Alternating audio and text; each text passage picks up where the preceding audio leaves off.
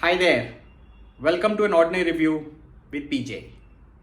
Today's episode, I'm going to review the movie Luckiest Girl Alive, which is available on Netflix.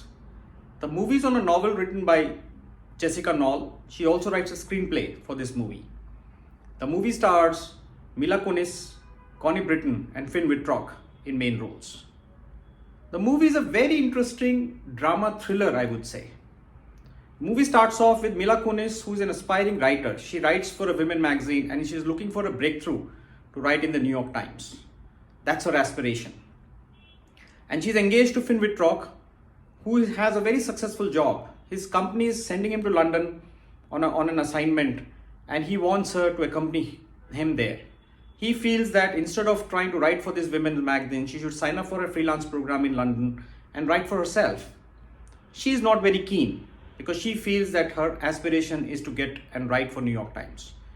So there is this interesting, process which is going on in her mind. And the movie starts off, in a very light fashion. It looks like a nice rom-com, romantic comedy kind of a movie that will turn out to be.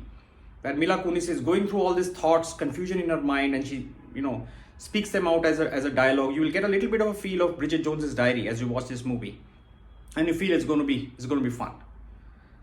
But then, when a documentary filmmaker comes to her and approaches her to record a documentary on a school shooting incident that happened when she was in school, the movie takes a 180-degree turn. From what looked like a nice fun movie, it turns into a serious drama. Mila Kunis studied in an elite school when she was young. Her mother, played by Connie Britton, wanted her to study in an elite school because she felt if she studied in an elite school, she has a chance to get into an Ivy college.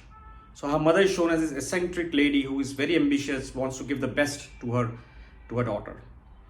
Now, what happens to Mila Kunis in that school is when she was young is the crux of the drama. She goes through a certain experience at a party. Thereafter, a shooting happens in the school and she survives.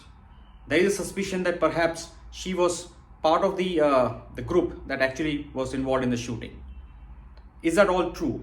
Was she involved? What really happened to her in school forms the backdrop of an intense drama that will engross you. Mila Kunis' entire performance hinges on how she goes through this catharsis process. How she says to Wittrock that she was trying to live a life which was an approximation of honesty. But in reality, she had so much pent up inside that had to come out. She was trying to put up this brave facade that she's happy in life and she's going to marry this rich guy and have a fun life is actually not true. There's something in her past that is bursting to come out and she has to get over it. That forms the intense part of the drama which will really engross you. And Mila Kunis is absolutely stunner in this movie. She looks fabulous. Her performance is very good. She will keep you engrossed throughout. Well supported by Wittrock and Connie Britton as this eccentric mother. You will remember her from her performance in the White Lotus series. She's equally good in this movie. Her role is small, but she's engaging. Overall, I would say Luckiest Girl Alive is a solid drama. I would recommend do check it out on Netflix. Thank you for watching my reviews. Thank you for subscribing to my channel. If you like my reviews, please do share it with your friends and family and ask them to subscribe. If you're not able to see my review on YouTube, you can also check it out as a podcast. This episode will be available on Apple Podcast or Spotify. Thank you for watching. Look forward to more interesting reviews from me. Till then, bye-bye.